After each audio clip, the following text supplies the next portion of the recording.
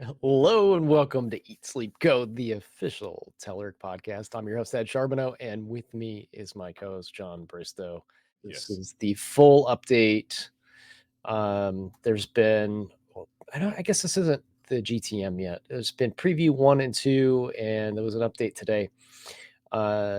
So they're announcing the availability of Visual Studio V17.12.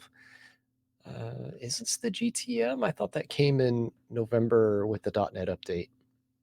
Anyhow, I can't remember, to be honest. So it's a too big many cumulative releases. update of all the previews so far, I To be guess. clear, I'm not complaining. I love the fact we're getting all these releases. So Um, so there's been some nice stuff within like the output toolbars and things. They've got some of it categorized under productivity, and there's some under Copilot as well that fall into that category. So copy and paste errors from the error list. It used to be able to do something like this, but you get like this whole mess of stuff out of here. So they've made it a little more context aware, I think. right. So when you copy from the error in the error list using Control C, you only get the description copied to the clipboard. It used to copy like every column in this, I think, and just kind of concatenate it into a big hot mess that you couldn't plug and paste into the search bar. So that has been improved. Um, dock the code search window. So Yeah. I use this with Copilot now, but I dock my Copilot window like this. So it looks like we got the search um, as a pinnable tab Well, or remember the dockable nice thing that interface. the nice thing of having a dockable window like this is that because you can drag these out, and if you're multi-monitor, right, you have that Mhm. advantage. So there you go. Yeah, before this thing would just float up. I'm still not a big fan of the code search, feature search, like split functionality of this thing. Mm, That's just my opinion. Looks like other people probably disagree because it's stayed this way for a long time so far. I thought this was something they were going to roll back. I don't see these two functions as being similar, in my opinion. Like right. if I'm doing a code search or a feature search, they're different user experience to me. So I was kind of surprised to see them cohabitate in this view. Yeah. But now that they are stuck like this, at least we can pin it up and use it in the IDE where it belongs, instead of in this like floating modal space that it was in before. So Mm. that's nice to see. I Uh, noticed that they talk about. I remember when reading about this, they talked a little bit about the debugging of WebAssembly. Now, I am not by any stretch a Blazor WebAssembly person, but I know that you're into it, and I had read a little bit that they've improved the debugging experience for this. A lot of this yeah, is that's in is here. just gibberish to me because I'm like I don't use this at all. So there were some things that were lost or out of bounds for the debugging experience because Hmm. you're running the .NET runtime in WebAssembly. Hmm. So these things are now a little bit more in depth. So you have modules, expression evaluation in the immediate window. These were normal like debugging experiences that you would expect from C sharp, but we're not getting because they're kind of in this WebAssembly runtime that's in the browser running and not running on device where you're debugging uh, and have the debugger attached like you do normal desktop .NET apps or server .NET apps. So this has gotten much more detailed, and they improved that. Another thing that's really cool is GitHub Copilot stuff that's been added. And this is going to be important for some of the later discussions on a few articles that I picked up about Copilot itself. Mm. So AI smart variable inspection. I'm Mm. trying to see, does my thing zoom in? It does, because these screenshots are kind of small. So down inside of your locals toolbar, you can actually right click on an individual variable that's being displayed inside locals and hit Ask Copilot. So try to zoom way in here. That zoom doesn't work. Good luck. Yeah, these are tiny screenshots for Yeah, the they are. update They here. are. You can right click and select the image address and then load that up in a separate tab, maybe. I don't Yeah, know. to open a new tab here. See if that That's right. helps at all. It's a little better, I guess. How many developers does it Sharing. take to zoom in on an image? Stop me if you've heard this. There we go. So here's your locals. You can do Yes. Ask Copilot, and then it will do Copilot-y things on um, that variable. So you can basically ask Copilot to get a better insight on that variable. Maybe why is it causing problems, errors, that sort of thing. And it's in here. It's suggesting fixes for any problems that may be coming up. Right. So this is where Copilot is going beyond the basically like ask it a question, get an answer back type of behavior. You know, And it's there's a growing trend I've noticed, and I don't know if you've noticed this as well, but people tend to find that they're better developers once they uninstall Copilot. Like Copilot is, it's like yeah. it's like caffeine. It kind of gives you that boost a little bit, but then you don't want to rely on it too much because kind of take away from your spidey senses when it comes to being a good developer in terms of debugging and all that. Yeah, we've got an article to talk about. I think you'll have some talking points on that one All because right. it dives deep into that subject. Yes. So that's kind of why I was showing some of the new features off because they're beyond the typical like generate me some code functionality, right? Right. So another one is debugging tests with Copilot. So this one will run the test and explain failures Okay. and also bring up debugging in that same type of panel that we showed Makes with sense. the local variable inspection that it can do. So this one will walk through and explain what's happening on the tests, where you should add breakpoints to help you debug that code. I was So just laughing to myself because I was thinking this may not be useful. But in the case of unit testing, I could see it being useful simply because of the fact we have a tendency when unit testing to give really long test names so that they're descriptive and mhm. that the model will be able to build off of that. So there might be actually some better suggestions here than say normally would be. I like this hello Captain Obvious suggestion, by the way. At a Add a break point, I know. breakpoint. Place a breakpoint at the Well, line where the duh. exception is thrown. It's Exactly. like, whoa, never would have thought of Whoa, that. whoa, whoa, whoa, whoa, Copilot! Slow down there, egghead. It's getting there though. This will be useful later. It's like Yes, you ever seen the movie UHF where he's yes, of course, he's of like course. sculpting the mashed potatoes, which I know Yeah. is throwing Close satire on another Encounters. movie. Yeah, Yes, but it's like this means something. This means this is something. important. It'll be good later. Trust me, it's getting better. AI powered enumerable visualizer. This is, This is good. yeah, this is cool. So this one helps you when you have an enumerable collection, Yes, something with a link in C sharp, yes. and This it was always a will. challenge before they improved the visualizers in Visual Studio. Mhm. This was always a nightmare to iterate through because you couldn't iterate it using an index, or you'd have to cast it to an array to do so. I'm zooming too far in on this one. Let's see. There we go. There's someone So to help you you with the can, zooming. yeah, you can use the enumerable visualizer, and then you see the little GitHub logo here.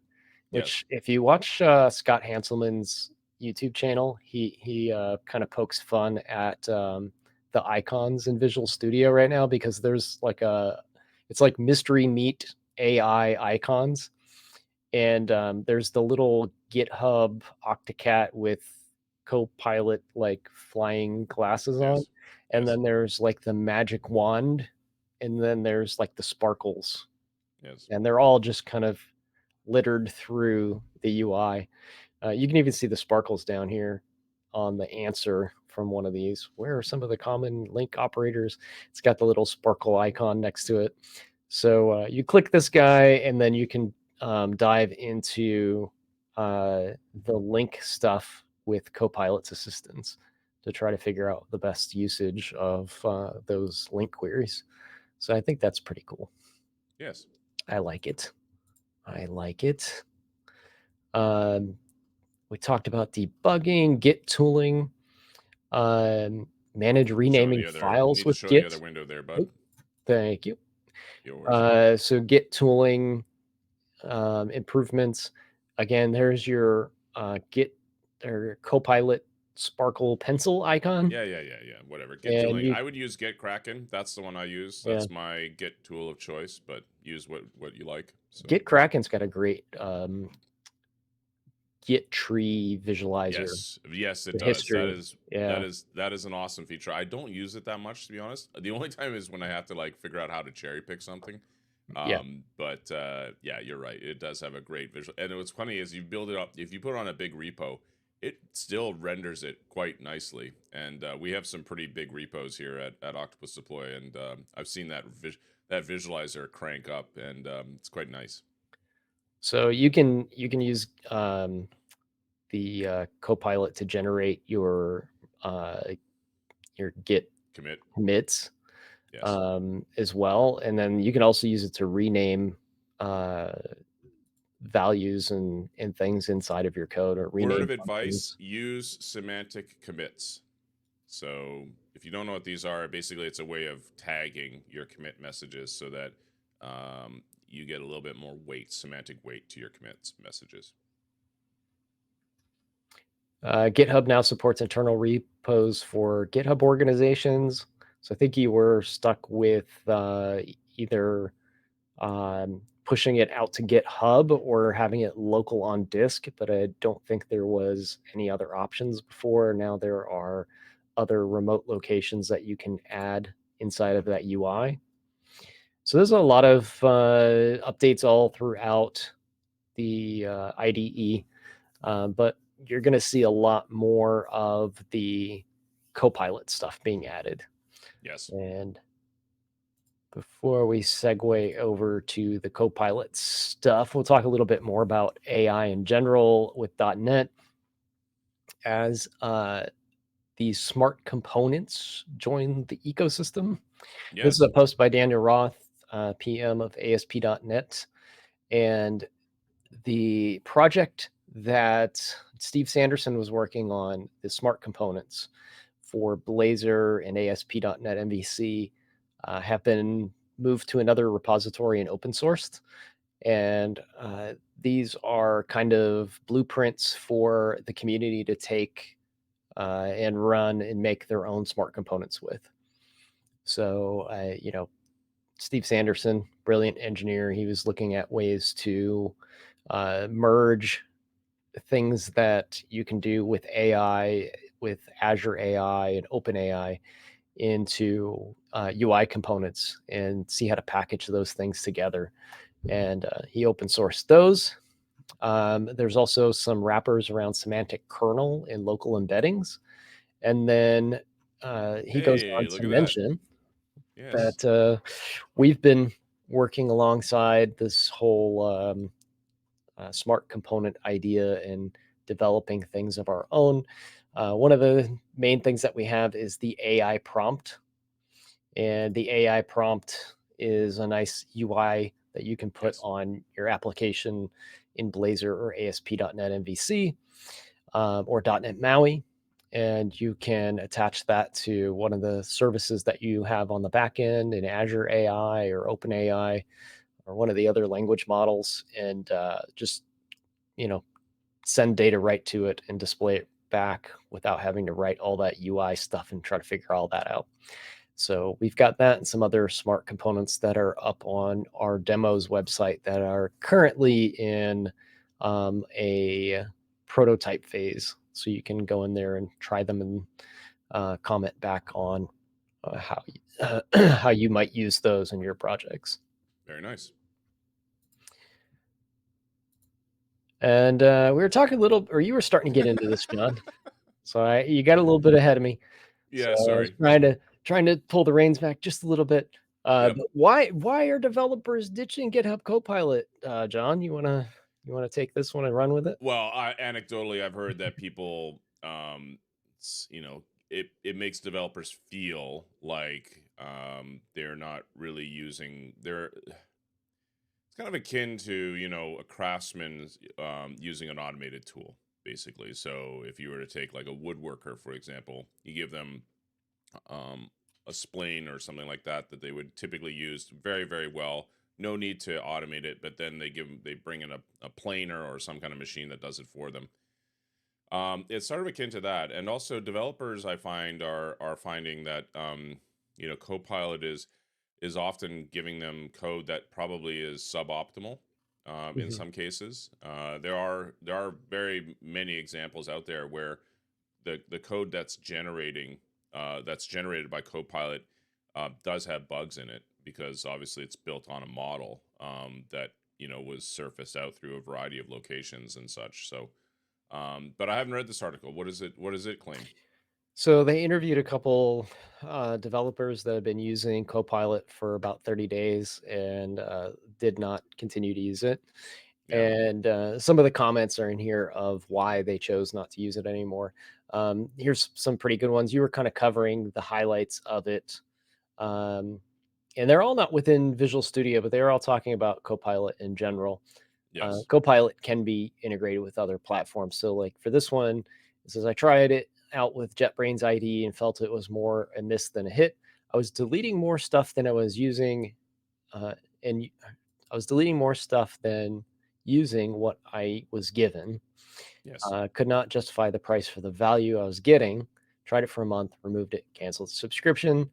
Um, Here's another one. For languages I'm very experienced in, interrupts my mental workflow with long suggestions. I don't really need help on what to do. I know what I'm doing. I need Yes. help on names, references, etc. that I don't remember. So some of this, I think, maybe 30 days isn't enough. Not saying that this is the perfect tool and everybody should use it and want it and have it, but I'm feeling like some of the commentary in this, and I hate to say it because it's kind of like the old Apple, you're holding it wrong. But you kind of with these large language model things, you kind of get what you give it. Sure. So it's kind of a prompt engineering problem, I think. Yeah, there's a little bit Maybe. of that. To be clear, this is clearly the minority opinion. I think the vast majority Mhm. of developers who are using Copilot love it. But I have heard anecdotally, and typically from developers who have been around the block for a while, that it is more of a hindrance than a help. Yeah. Uh, some feedback like it's a glorified copy paste tool. It hallucinates too much. This is the one I love. Yeah, yeah, yeah, yeah. This is actually funny. Yes, Um, Generates code that doesn't match the team standards or architecture. I can see that that happening is for sure. definitely happening. Yes, That could be a huge problem. That yes, is something that I agree with, because, it's learning from, the industry as a whole, what's out there on, the web that it's been trained on, and that may not fit how you're writing code within your tight knit organization. yes. So, it doesn't apply the same standards and linting and things that you do. So that Right. could be an issue. That's something that It I is. hadn't It is thought an issue. but the other ones, generating too much code, that type of thing, I think the prompts are probably too wide. You need to kind of tighten the reins on what you're asking it. We actually dug ourselves out of a really stupid hole yesterday on a live stream where three of us put together could not remember how to initialize an array of typed objects with very specific properties, and Oh, Ed. we kept getting Oh, the Ed. curly braces and brackets and things just in the wrong place, and we're all, trying to live stream at the same time and live Sure. code, and we're fumbling through stuff. And I was like, "Oh yeah, I can just ask Copilot to do this," and it Yes. not only got it right, but it pre-filled all the properties exactly how we needed them to. So, it can get you out of silly jams like It that. can. It can. Now, reasonable You'll people that will argue this point for sure. surprise, but Yes. yeah. Reasonable people will definitely argue this point. I think the thing that about all of this is that it will get better. So it's going to continue to improve over time. And I'm not saying that just because a few folks are saying it doesn't help means that this is an increasing trend. However, I'm just telling you the facts of what I've heard from some developers, not all. Yeah. I think like some basic prompt engineering classes too would help folks. Sure. Yes. Uh, I mean, if you're leaning on Copilot this heavily and you can't get it to do what you're doing, it sounds like a PEBCAC problem. so on the other side of this coin, Microsoft tries to sell business on Copilot again. Didn't know they stopped to say again. Oh God, no, Doesn't no, they're again throwing so imply much into that this. that you like paused? But I guess they're changing strategies or something like that. A big Copilot overhaul on mobile is coming soon. Um, she's Microsoft as a whole. If you're not paying attention, they have pretty much said we are an AI company and we're going full steam on the AI stuff. And a lot of things are taking a back seat while they do this. So Sure. this is not a surprise No, at all. no. Um, I don't think I've used Copilot within the context of Microsoft 365 as much.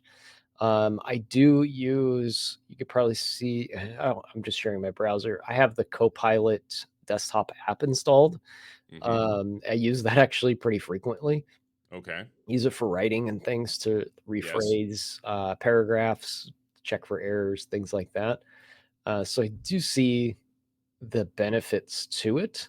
Um, it's good for like getting out of writer's block and all that sort of thing.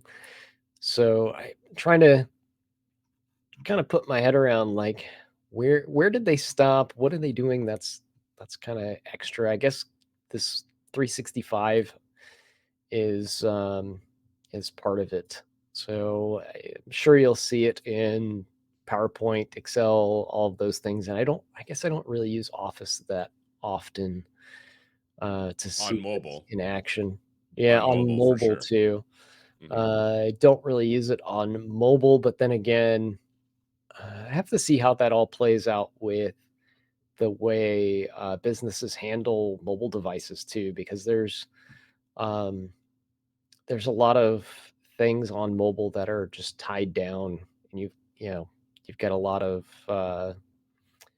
policies and things that block you from Mm-hmm. installing things on your own device. And Well, let's remember that Copilot is also an opportunity for Microsoft to integrate within applications. So you see this, you're starting to see this across all applications, some which are really questionable. Like, why is there AI here?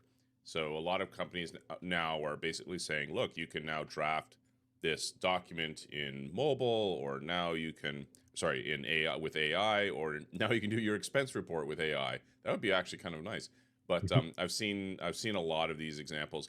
The latest one that I encountered was with Zapier. So Zapier is a workflow solution tool, allows you to stitch together systems, and they have integrated AI throughout it. So now it will give suggestions and help you troubleshoot, etc. I So I think, guess this is part of what they're trying to do. yeah, one thing is people are going to have to rationalize the cost of it, and justifying the cost of this stuff is still something that's up in the air. Is it making people more productive? Is it, for me, I think it is, but can I put that in terms that say it's worth this amount of money per month and sell that to, people higher up in the organization? I don't know. I don't know if I could go through that process and show that, and put dollar values with it. And speaking of large language models and RAG and all of those type of things, if you're learning about this stuff, you want to, if you're curious like I am and want to know how all of these new AI things work, you probably have done some deep dives and watched some YouTube videos and learned about just the basics of AI. This I thought was a good article that tells you not only what goes on in connecting with those uh, LLMs, sorry, is building your own RAG implementation. In this blog post, it's a pretty long one, but it's really well written. And it goes through all the steps of like, what is an LLM? What is Gen AI? What's RAG? What's a vector database? How do they work? How to connect them together? And there's even code samples in all of this that show you step by step, like how to implement this and how it all works. So if you really want to go deep on how to implement these things in a very custom way, like this is probably the article you're looking for. I mean, look how long this is. We can't go in through all this on the show, but very in-depth stuff about how to convert your databases into vector databases and queries into vectors and cross-reference them and get these results like Copilot does. Yes. So I'm going to paste that one in chat, but I'll try to put these up on my LinkedIn page as well. So this was a really cool post. I like that a lot. Awesome. This was another, I wish it was a post. I really wish it was a blog post. Not a fan of this platform lately. But this was a multi-tweet post about what's going on with CSS Module Level 5. And all the new things that are coming across with CSS. And I mentioned this a few times in the past that CSS is becoming, or it is a programming language. And if you've been on the fence, then the recent advancements are definitely going to push you over to the other side. So CSS is a programming language now. We've got functions, we've got variables. I don't know what else you want or need out of that to call it a programming language, but there's a lot more functions coming. One of those is random or randomize. So you can randomize values in CSS.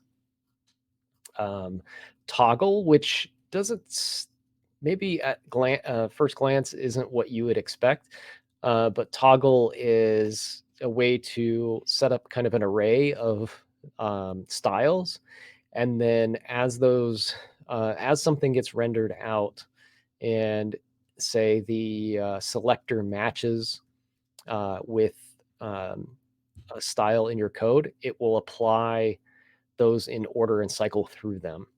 So in this example here, if you have a UL item, an unordered list item, it's going to toggle between disk, circle, and square. So the first item would be a disk, the second would be a circle, the third would be a square, and then it would repeat that order in the bulleted list. So if you had six Based on what items, action? it's matching on an unordered list item. Yes, So but the list style you're type. saying the toggle is changing the state. Is that what you're saying? So picture 6 bulleted items. The first Yes. item's going to have a circle indicator or Okay. disk indicator. Yes. The second will have a circle indicator. The third would have a square indicator. The fourth would have a disk. The fifth would have a circle. The sixth would have a square. It's kind of like the nth child type of operation, Okay. if you're familiar with that in CSS. So it can do something like that, where it's toggling between different styles as it matches. Yeah, I guess the name tripped Those, me up there a little bit yeah. because toggle, the name toggle to me means you can change. It can go from one state to another. That's what it means to me, but maybe I'm not reading that right. Yeah, the way I'm reading this, it's toggling between items as it's being used. Okay. So it will pick up the next style the next time that item is matched. That's why I'm reading it. It's a specification. It's never been implemented, so I haven't got to try it out. I'm just reading through the Yeah. examples that are there. But yeah, I had the same assumption you did. The attribute function, so you can target specific attributes within a value. So right now this works with content only. So it takes two optional parameters, a unit for the attribute and a fallback value. Mm. So I'm not sure exactly what I would use that for. Sibling functions, count, and index. Yes. That sounds like something that's actually very useful. So you could get a sibling count. So you could say how many items are CSS is going to siblings be a of this programming div. language after a It while. I mean, it definitely already is. is pretty much, so. This one's kind of strange. You can use commas or semicolons to delimit arguments within a function call. Okay. Don't know why you'd want to do that. First valid. So if you have For custom selectors. CSS properties,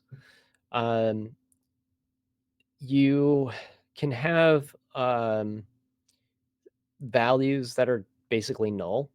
And this will say first valid. So if var A is null, then it will fall back to B. You can Okay. kind of do this already, but you have to specify it within the var operator.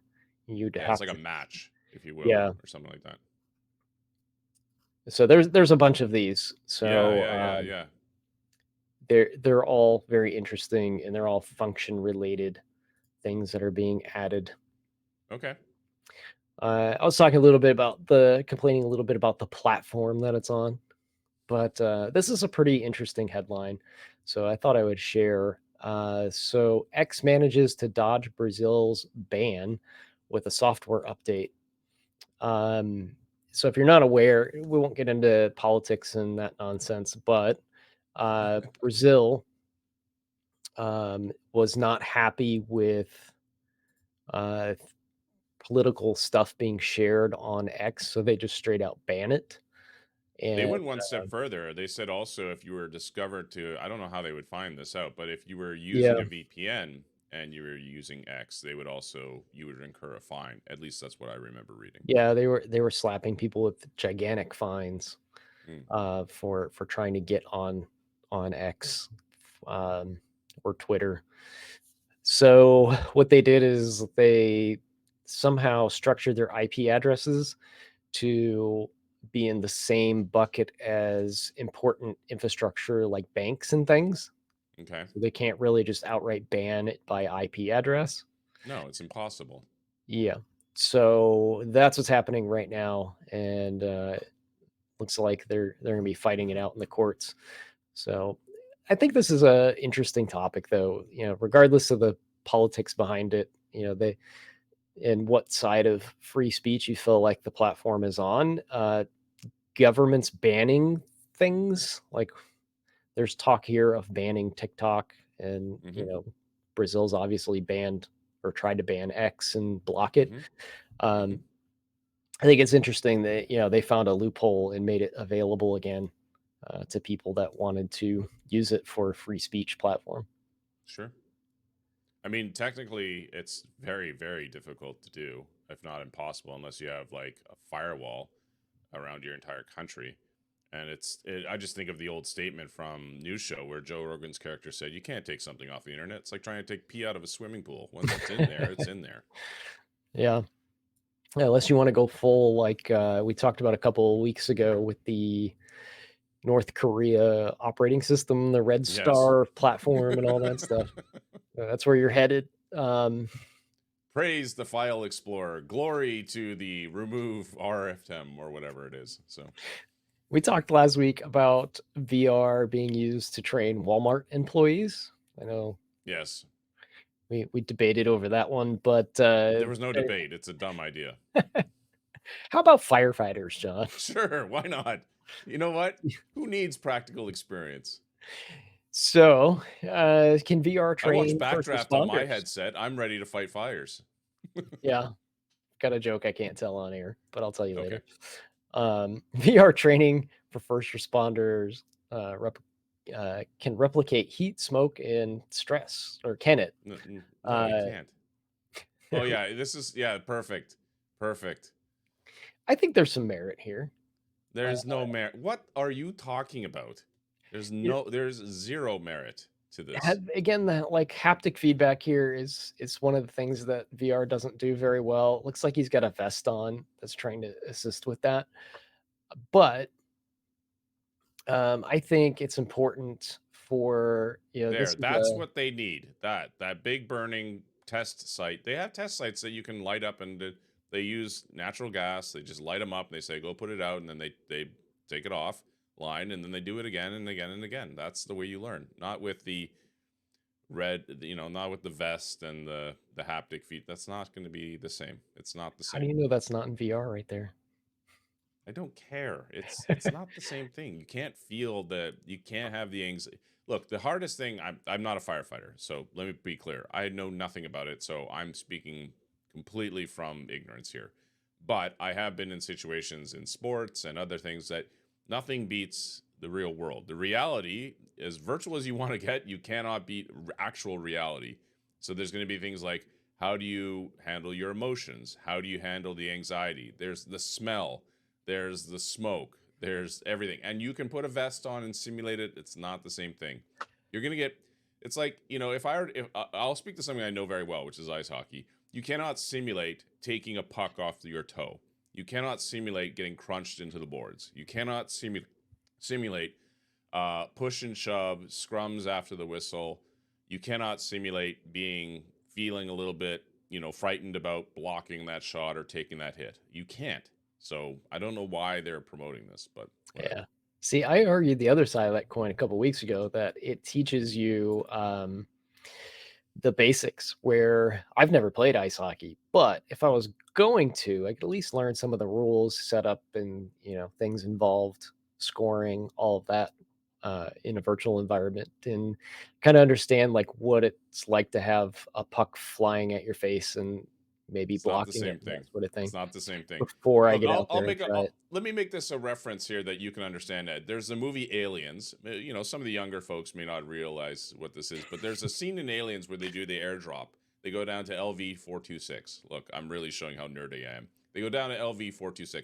Upon descending, Ripley looks at what's his name, the captain, and he's like, "How many drops is this for you, Lieutenant?" And he's like, 36. And then he goes, simulated. And then Vasquez goes, "How many combat drops?" And he goes, 2, including this one. And everyone looks at each other like, "Oh man, you cannot beat actual reality. Can't Yeah, I simulate your mean, way through this." all those flight simulators that they make pilots do before they go up in the air, those are silly too. They should just put them in the cockpit and wing it. Okay, yes, that's a different story. You're talking about a multi-million-dollar. Don't do that. Don't do that. So the author writes that raises an interesting issue with virtual firefighting. Can you animate a fire in a virtual environment and slap a fake hose in someone's hand? But how do you replicate the physical sensations? Heat, smoke, Yes. stress. I'd get my answer soon enough, only after some virtual sleuthing.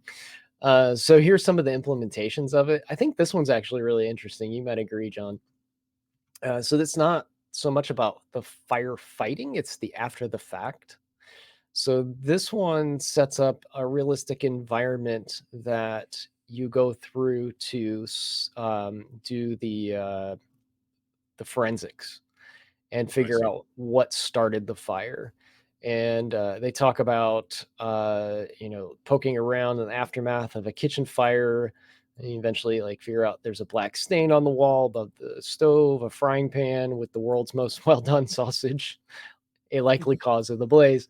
So like this one's kind of Credit to the author there. That's pretty funny. yeah, not so much about fighting the fire as it is figuring out Yeah, but I didn't think why it firefighters started. did that. Isn't that investigative units that come out after the fact? Sorry, I know I'm picking this apart. I understand. Okay, yes, there's an argument to be made. You can't beat reality, but there are things you can educate yourself on. Yes. And then there was the flame trainer. Nice. Um, the investigation trainer only required a headset. This time it required hefty gear, a heat vest, a faux oxygen tank, and a VR hose controller.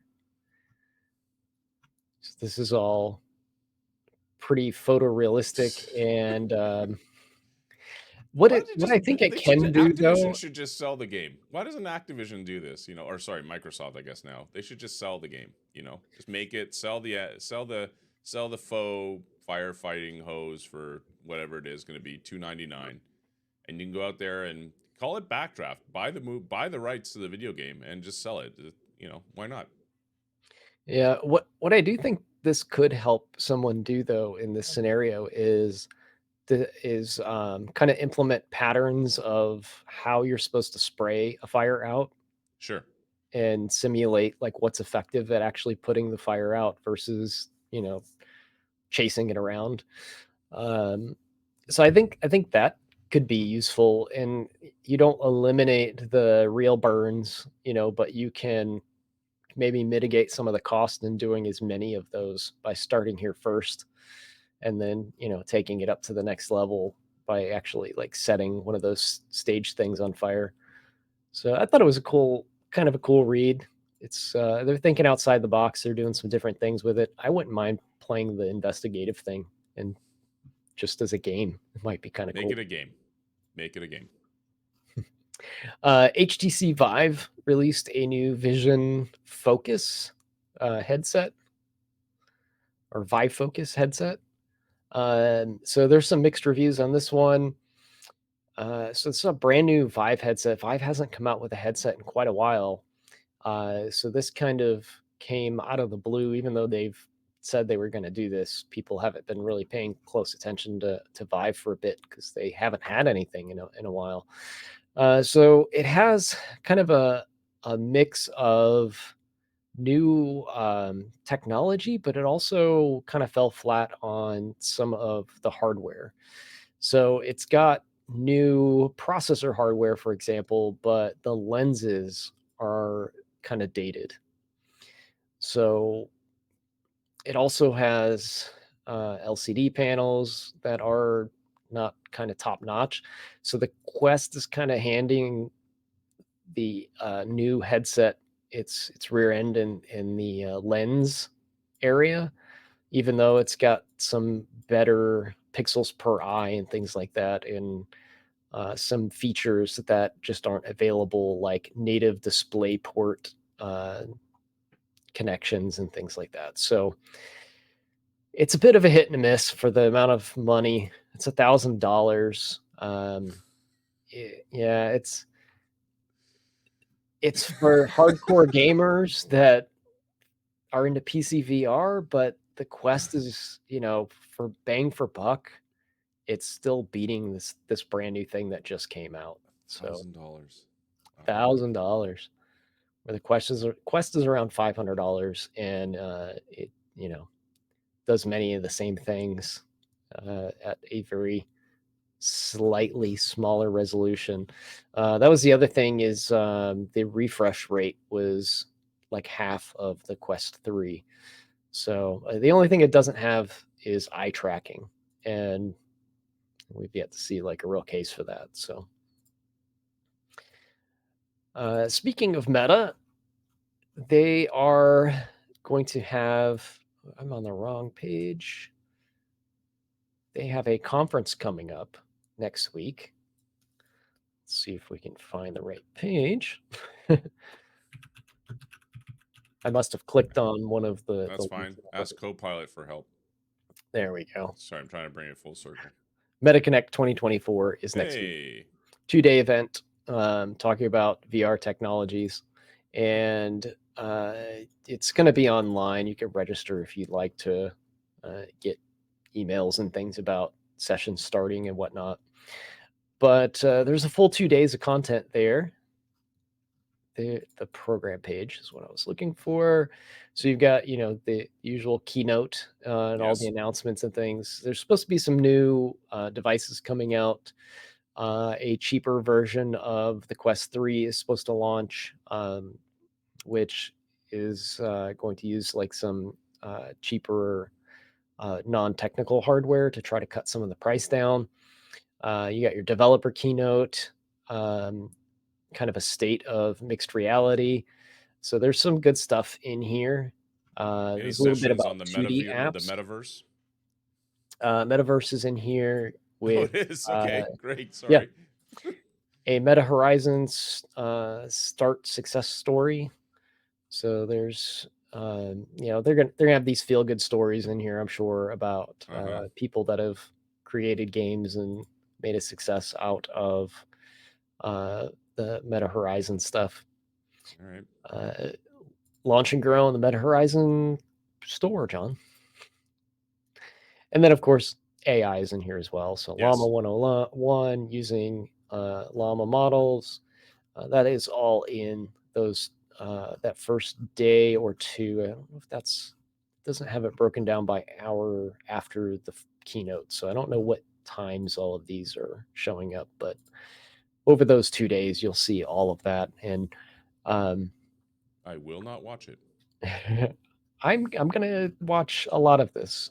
I'll wait for the synopsis. See, where the tools are going and what types of things they're launching. I've enjoyed using my headset, so I was actually using it today and trying out The some boxing new. game, I gotta admit, the boxing game does look fun. The one Boxing they showed game a is few a episodes ago. blast, and Yeah. they're actually coming out with a new edition of it. So that actually launched with the Quest 1.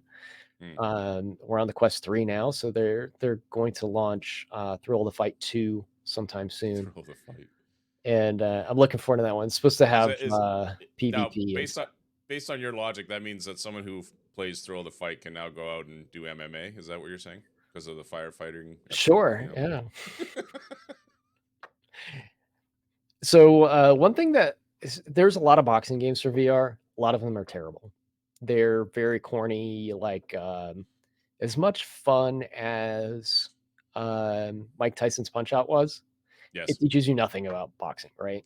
Like nothing at all. Just maybe what a punch is called at the most. So a lot of the VR games play like that. Thrill the Fight does not. So Thrill the Fight tries to be more of a simulation than a game. Yep. And I don't know what they were doing with the tracking to make it feel the way it does, but if you throw an incorrect punch, it's like, okay, you threw it, but the guy's not hurt. Like it's, right. Where like I don't know if you ever played the Nintendo. What's the old Nintendo called? The Wii. Did you have a Wii? Did you have the boxing game for that? No, but I've seen it. Okay. You could basically like take the controllers and instead of throwing a punch, you could just kind of like wiggle your wrists. Yeah, I saw a lot of people throw their remotes into their television sets. It was quite funny. But with that game, you could just kind of wiggle your wrist around and fool the gyroscope into thinking you're like throwing these epic hard punches. Yeah, You cannot do that with Thrill of the Fight. Somehow it knows if you do not put your body into that movement, it doesn't register it as a forceful punch.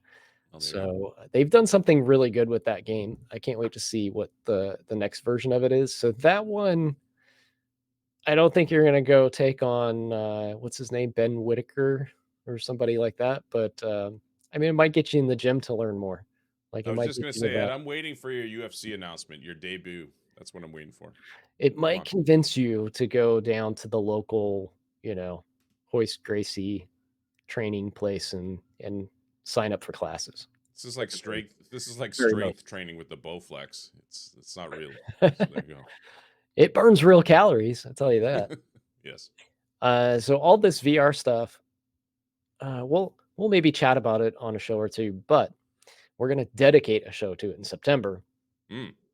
And Jeff Fritz is also very into the VR stuff, especially for productivity in the workplace.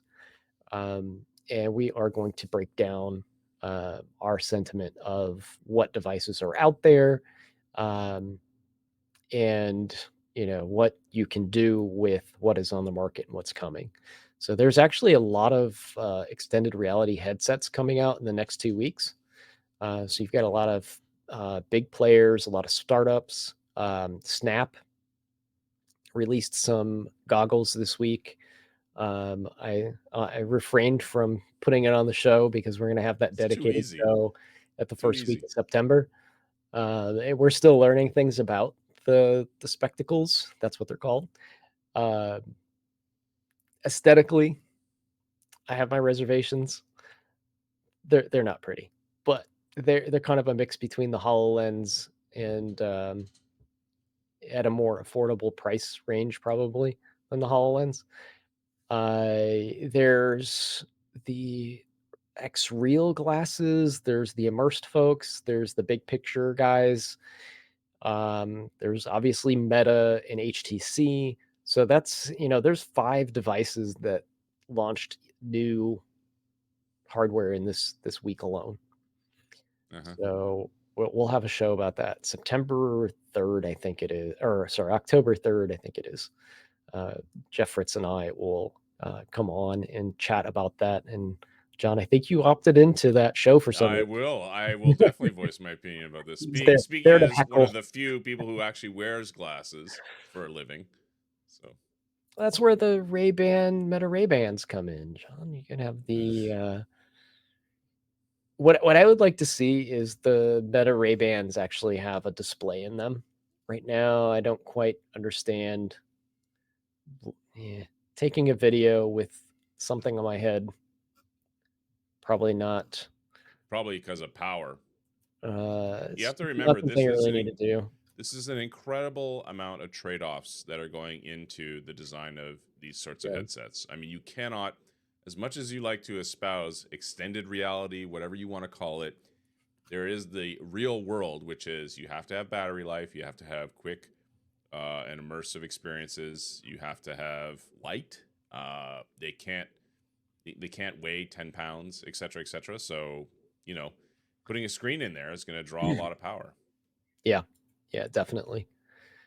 So I could see where AI might be handy with this and like doing some translations and stuff, but you could kind of do that with your phone. So I don't see the glasses being a must-have yet. So we'll I see think during Connect what they come out with. I've said this forever, which is until we have a quantum leap in battery technology, this is a non-starter for me. Until we have batteries that can be super light, that can accommodate these sort of usages, this is never going to really take off in a big way. That's what's holding us back, in my opinion. There's definitely that. You solve the power problem. If you solve the power problem, everything else, then I'm in. Yeah. Until then, you're tethered to a machine. Much more efficient electronics are required. I don't think you're going to get better batteries. I don't think that technology is going to work. You don't want to put a power source on your head that's that volatile. It's just not a good idea. But thorium reactor next to your ear, what could go wrong? Yeah, what's the worst that could happen? So we'll chat about that in a couple weeks and see where folks might be interested. I tried today, so with all of the new technology stuff, I wanted to put everything together today. So I've been writing an article, not about the technology, but just in general, just doing my daily job. And I wanted to see if I could be more efficient if I tried to use some of these new things. So I put my VR headset on, I remoted into my laptop, I turned on speech to text. Windows is rolling out a new speech to text service, and it was called speech to text. Now it's called voice assist or something like that. So they're replacing the entire thing. It's in a beta state right now. It's not great. It does a good job at dictation, though. And that's mainly what I was using it for. Controlling the PC, it's really bad. And again, it's in beta, so expect it as much. You tell it to click things, it doesn't. It types it on the screen. It's like, perfect. Okay, that was supposed to be a command, not a dictation. But it'll get there, I'm sure. But I was using the dictation to do some writing, and then jumping over to Visual Studio and hitting the Chat GPT Copilot button, having it explain code to me using the voice to text as input. So, you pop open the panel and you're like, explain this code, tell me whatever line does. And it spits out some information. Then you can use that to kind of prime the article that you're writing to explain the code that you wrote. So it was actually pretty cool. I think it's something I'm going to be using a little more often. Had the big 30 to 80 inch screen in front of my face, not having to touch my laptop very much. Be even less hands-on keyboard once they get the voice assist stuff working better. I don't know, John. Living in the future, maybe. You're yeah, for Wall-E, the Jetpacks Wall-E future. and hoverboards, here we come. Yeah. Oh yeah, yeah, right. It's not going to be the Back to the Future. It's going to be more of the Wall-E sitting in a hover chair and sipping on a soda future. All right, folks, take care.